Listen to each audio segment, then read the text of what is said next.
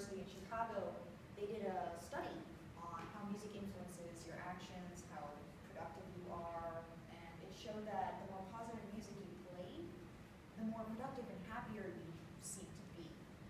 And so when I listen to jazz and ragtime, I feel a lot happier because it seems to have a much more happy beat.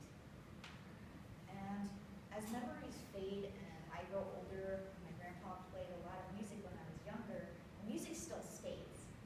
And jazz has a deep intrinsic history rooted in America. And it kicked off the evolution of spiritual music into soul music. All right.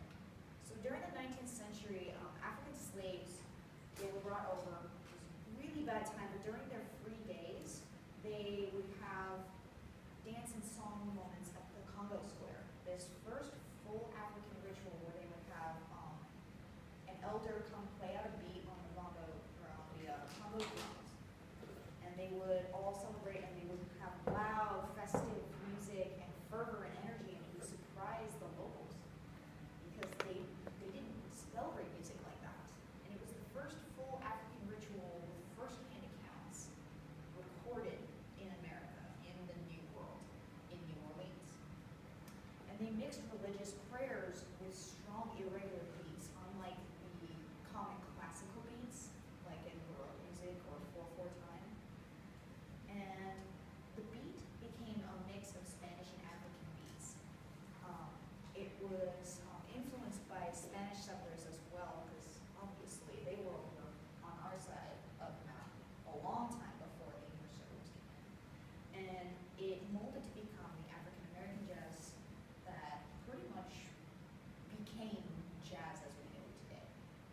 And it has many different styles, such as ragtime, blues, swing, bebop, all of the cool stuff. And one of my favorite artists in jazz is Scott Joplin.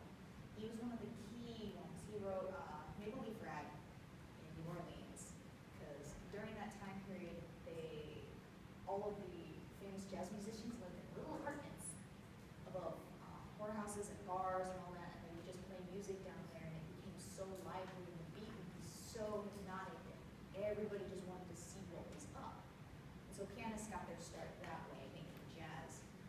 Like Louis Armstrong, Duke Ellington, Mary Lou Williams. She was an amazing composer. She wrote many different pieces for Duke Ellington and Louis Armstrong.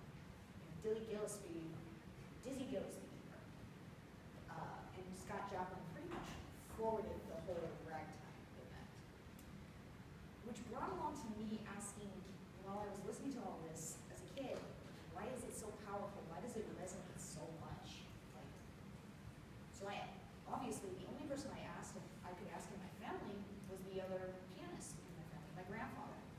And I found out that music is not just felt, it's read, but it's also felt by the people that they play it to and they play it for. So if you want to pass that around. Yes? 4 minutes. All right. My grandpa gave me an answer as to why he learned jazz. He was in the military. He was a free-roaming musician, learned a lot of jazz in the South.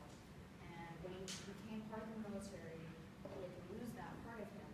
But when he came back from being deployed in Vietnam, he inherited a piano. He inherited a really cool 100-year-old piano. And of course, that led to eventually my mother learning the piano, and me, 3-year-old me, banging on the keys. When we moved here when I was 6, he brought the piano with us. It wasn't ours technically until I was 10 years old when it was gifted to us. And I was surrounded by this energy of musicians. I quit learning how to play piano, but I can still play jazz, not the Baroque music. But jazz felt like a rebellion for me, like a call for strength.